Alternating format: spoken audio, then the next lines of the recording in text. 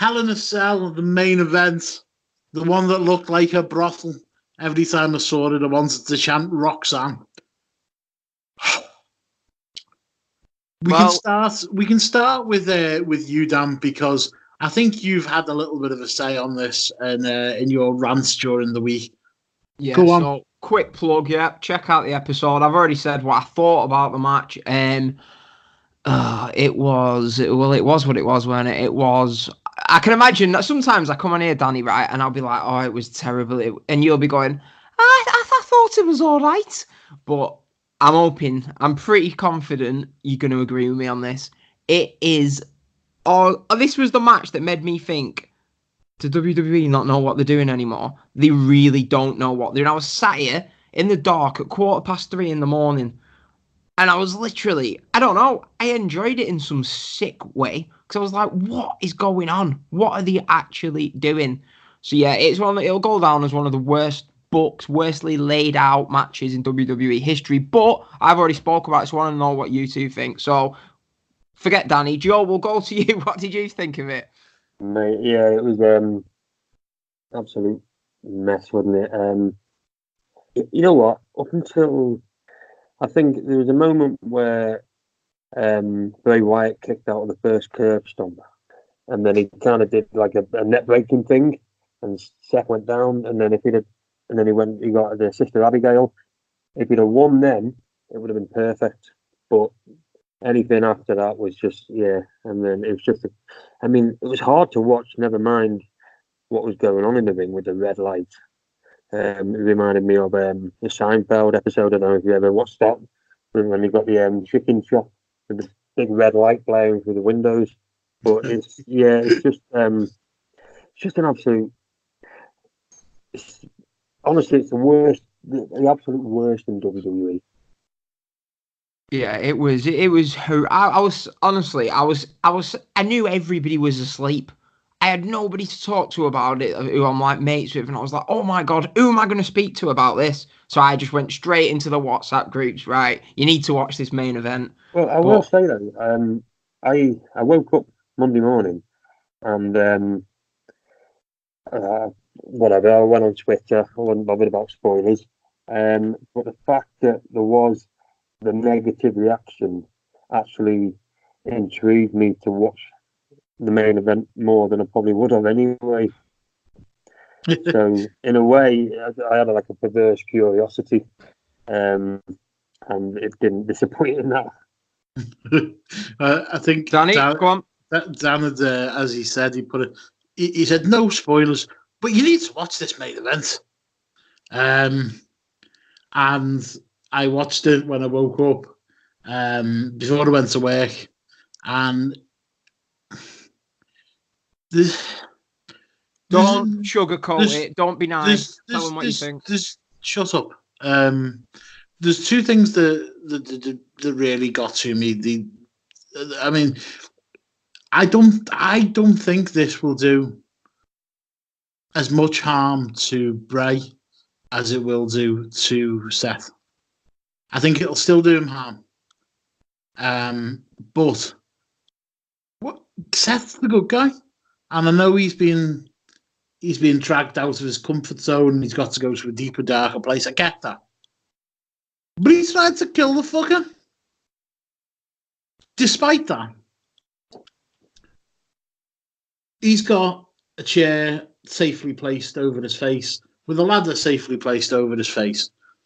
We know we're not going to see blood unless it happens naturally, and they do it hard.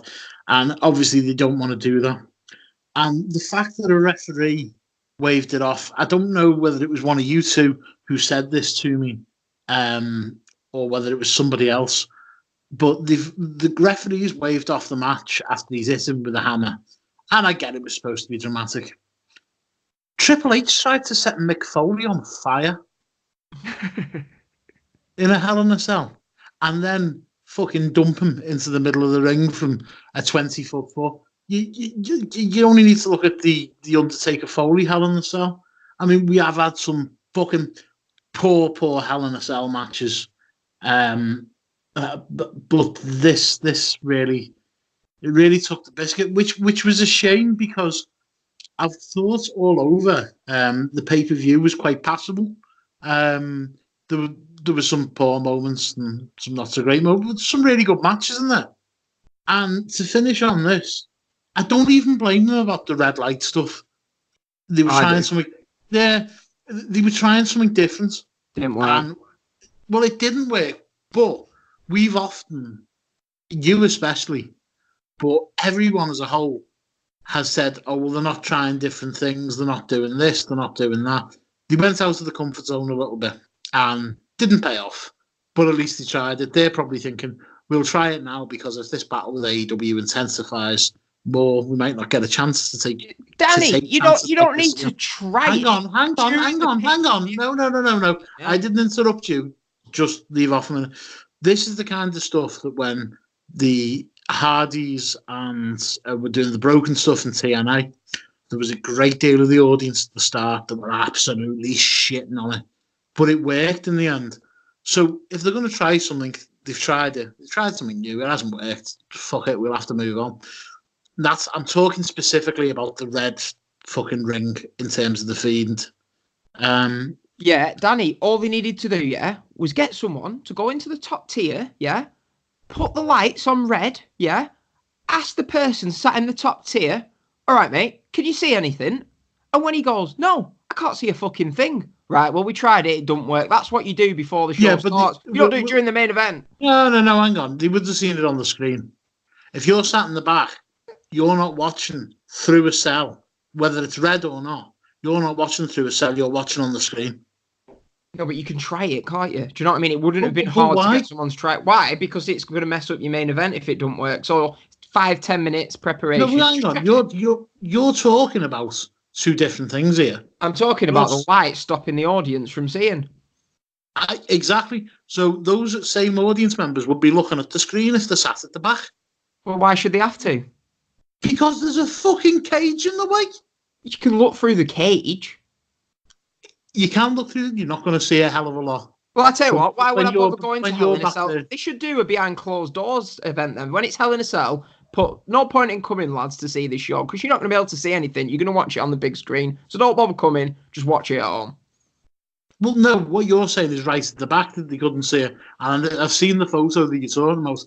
There was other people who must have had a good view because if they didn't, Twitter would have been littered with them, with these photos. Now, there is one or two. It's not littered with them.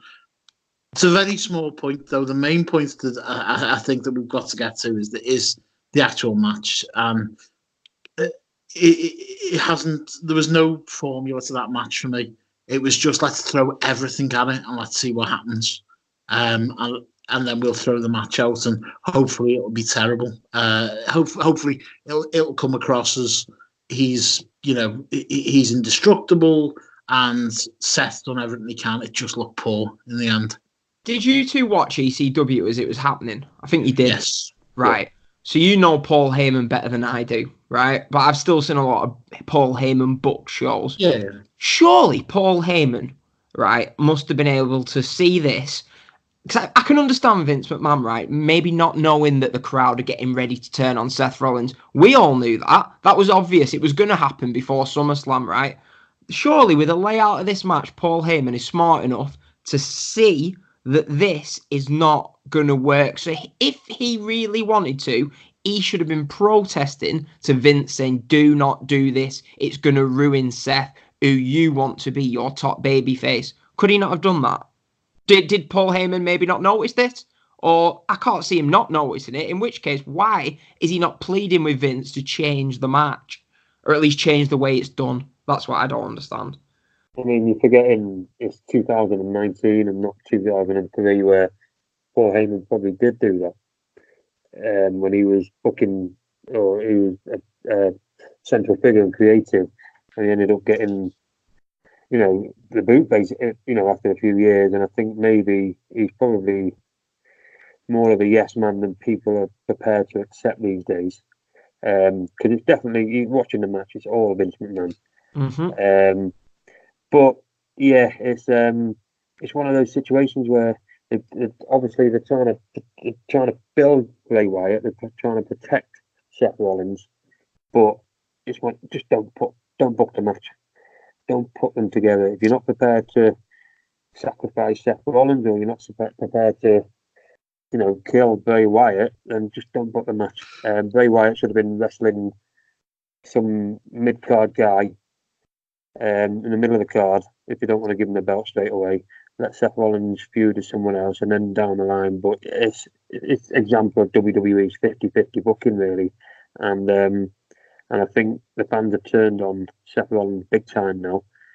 Do I think Bray Wyatt's done? I don't know. He wasn't on Raw on Monday, was he? No, that was a smart decision not to put either of them on Raw. A really smart decision. I think it was the only thing they could have really done. But he wasn't. You're right, by the way. If you're not going to put the belt on Bray, don't put him in the match because he's that over. Everyone's going to... No, the crowd wouldn't... I've listened to Bubba's podcast on Busted Open, right? And he's saying, oh, well, if the referee had just said this and worded this differently, it wouldn't have been as bad. Bollocks. The only way that crowd would have been satisfied was with Bray Wyatt leaving with the title. No other finish they would have put up with. Yeah. I'm going to ask you...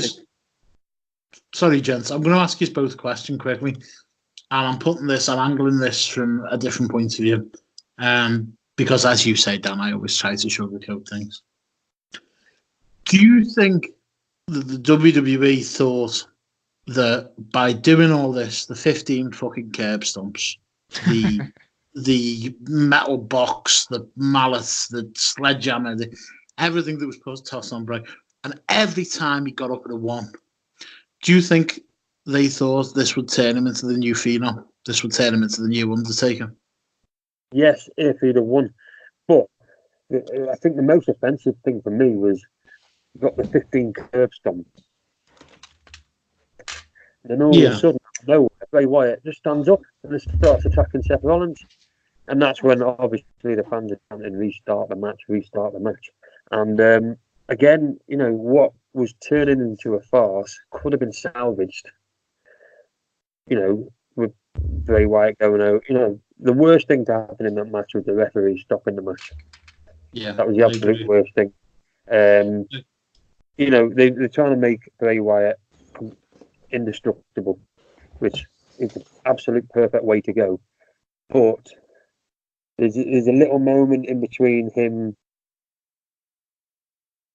and then getting up, and the show finished with Bray Wyatt standing tall and Seth Rollins bleeding from his mouth. But in between that, there's a moment where he didn't get up and the referee stopped the match. And that shows a weakness in Bray Wyatt, which, it doesn't make him look indestructible. Yeah. Dan, is your thoughts pretty much the same? Or? Well, yeah, it's one of them things. Look at when we was all... Joe, did you go to WrestleMania 33? No. No, I thought you did. Anyway, at WrestleMania 33, that moment when they put all the worm stuff on, Bray Wyatt was never the same since. He was never the same after it, right? So it just takes a moment like this. The crowd are all into what was going on up until this point with Bray. It just takes something like this for them to think, do you know what? If this is the sort of bollocks we're going to get with these supernatural characters, I can't be doing with it. I'm not interested in that. I don't think it'll happen, but they do run that risk each time they mess something up. And it was always going to happen. They were always going to... Bray Wyatt will give them this great character that we're all hearing that he's a big part of. And it's just typical WWE try and put their own spin on it and mess it up. Yeah, but you see, with characters like this, I think it's inbuilt. The risks that you take are going to be bigger. Look at the Undertaker. Let's not forget the Undertaker killed Paul Bearer. Oh, that was Great American Bash 2004. You mean that was the weirdest match against the Dudley Boys? Weren't it a handicap match? I was sat there at 4 a.m. thinking, why am I still watching this? And I was about 10. Here I am 18 years later, sat here going, why am I still watching this? Yeah, I was only about 10. Danny, you were about 45. Yeah, I remember that thing with you. But yeah, it's just one of them. The thing is with Bray Wyatt is it's almost like they've got a fifth chance here because he's always been like, oh, he's going to be the next Phenom. but he's almost been like a jobber to the stars, where he never seems to win the big one. He never beats Cena, and when he got beat by Randy Orton and Undertaker and that, and then they've almost got a second chance. Well, let's say a fifth chance, and again they just messed up again. They had a chance here to make a guy who was, they could have had him go undefeated for. I mean, technically he's still undefeated, is he? Is the ref stoppage? Yeah, if he's throwing the match out, then. Yeah, but it's just go all in with him. Just don't book the match. If you're not going to have him win, just don't book the match. And if you want him to hold a belt, send him to SmackDown or do the draft and have him beat Kofi. But it's just, yeah.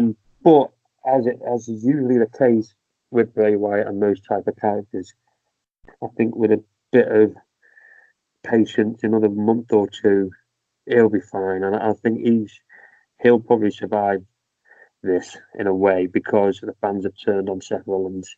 And he's going to be the one that it's cost him more than anything. No, I completely agree. As I say, I think I'll be honest. I like Seth Rollins as a heel as well. I mean, he's a natural heel. He's a natural heel, even as a face. He's a smarmy little frickin'. He's a natural heel. He always has been. I mean, I don't think at this point. I don't think they've lost. I don't think he's lost too much face. I think it's still redeemable.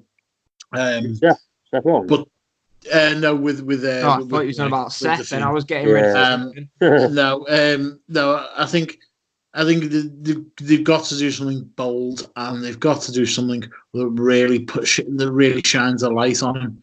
I don't know what that is though. Do you know what I think they do, Danny? Right, just keep him off TV for a few weeks, yeah. Just have it so we've sort of like not forgot, but we all want to see Bray Wyatt again, yeah. Just wait a month. Do you know what I mean? Just wait a month. Even wait till Survivor Series in November. They don't mind waiting with him because it took him months it took him like a year to appear on TV. If you remember that year where he just wasn't on TV, just wait till Survivor Series. Have him just come out and take out someone or something, and then start from scratch again. And then don't mess it up next time. That's all you need to do. And as for Seth, he's done. He will never be a babyface again, I don't think. He's like, basically, what they did with Roman Reigns, Royal Rumble 2005, that was Seth Rollins, Royal Rumble 2015 moment. So unless, I'm not going to say what I was going to say, but unless something happens to Seth where the crowd will now then start cheering him, he's done for.